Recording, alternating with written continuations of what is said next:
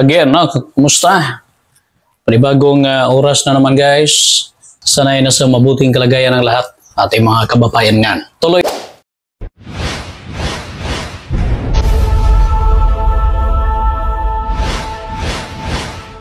pa rin, no, ating kwentuhan at usapan. Hahanap ni Pastor Kibuloy guys. Hanggang ngayon, hindi pa rin matunton ang ating mga kapulisan in spite sa mga panahon at oras na iginugol nila sa paghahanap ni Kibuloy doon sa KOGC compound.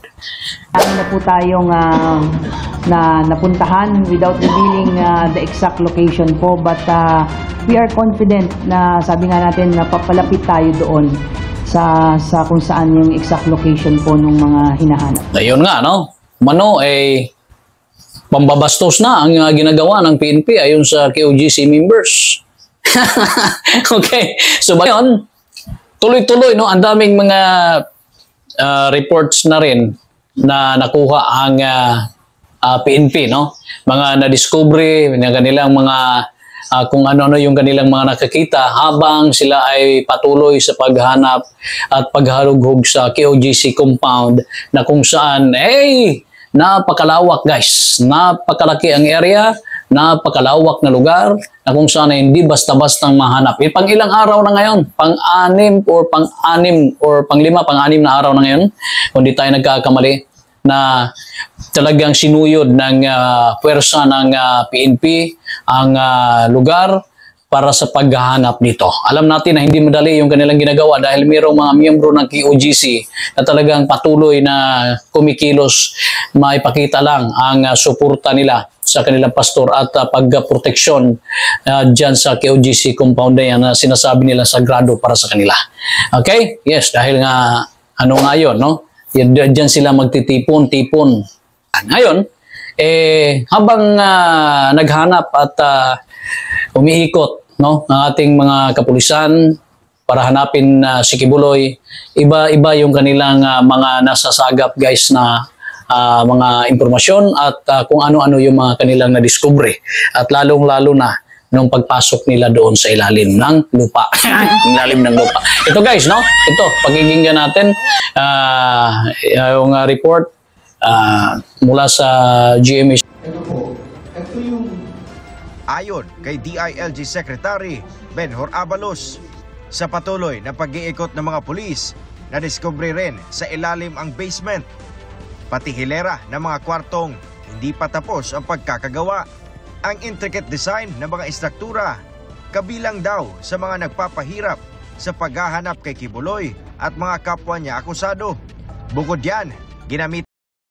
Okay. So, ang pananiwala naman ni Attorney Torrio ng Legal Counsel ng KOGC, tapos na, no? Na-serve na yung warrant of arrest para kay Kibuloy. Ayun yung paniniwala nila. So, dapat yung meron na ring temporary protection order na mula sa korte, dapat lisanin na nila ang lugar ito. Pakinggan natin yung pahayag ni Atty. Torion, guys. Wala si Pastor Apollo si Kibuloy po dito. Wala. Yun wala daw. Wala daw dyan Sa tingin po namin, na-serve na yung warrant of arrest. Wala si Pastor Apollo si Kibuloy po dito. Mas lalong naglakas loob ang kapulisan ngayon guys kasi meron silang mga aparato, no, na gamit na kung saan ay kayang makapag-detect ng kung sino man na paninipinaniniwalaan nila matapos ma-detect ng kanilang equipment na ito, yung kanilang aparato na merong buhay dyan sa lugar na di makikita, no? Kung nasa ilalim o kung saan man sa lugar. Ito yung kalimitan ng ginagamit sa mga rescue operations. So maganda ito, no? Lalong-lalo na kung may mga sakuna sa ating bansa. Okay? Yan yung mga gamit na kung saan ay kanilang ginagamit ngayon. At yung iba pa na pinaniniwala ang karagdagang gamit na ipinapasok na inalmahan naman ang ilang mga miyembro ng KOGC compound. Kaya umano nito yung boses ng tao, kaya ma-detect, no? Boses ng tao, galaw, at saka yung vital signs. Heartbeat, Pulse, siguro, at kung ano pa. Ang area na ngayon na tinutumbok ng kapulisan guys ay yung cathedral, no? Cathedral.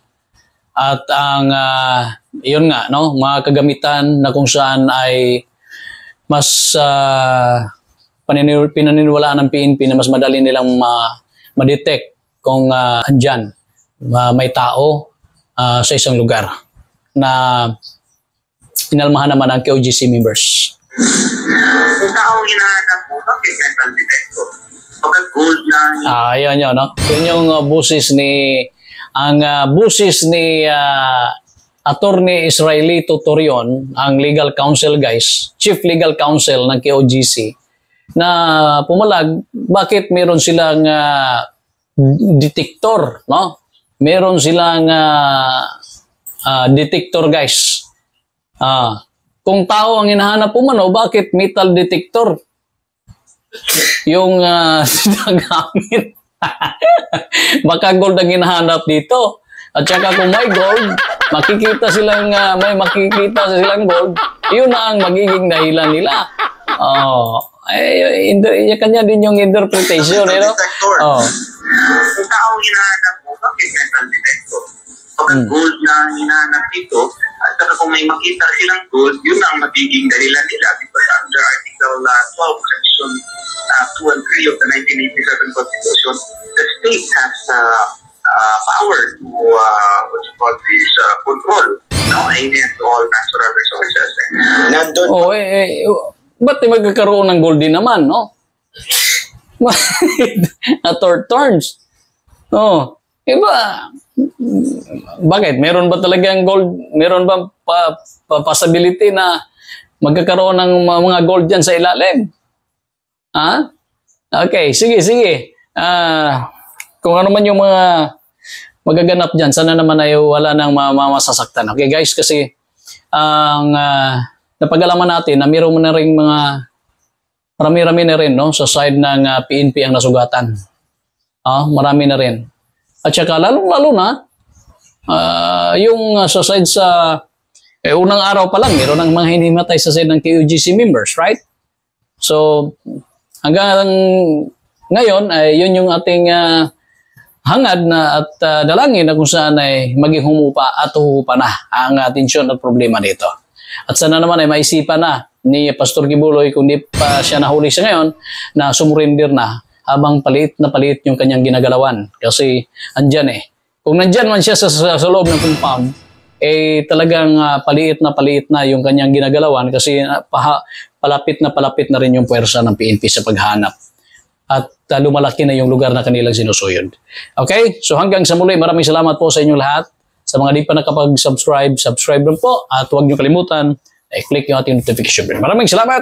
Hanggang sa muli, mga kapatid, mabuhay ang buong Pilipinas.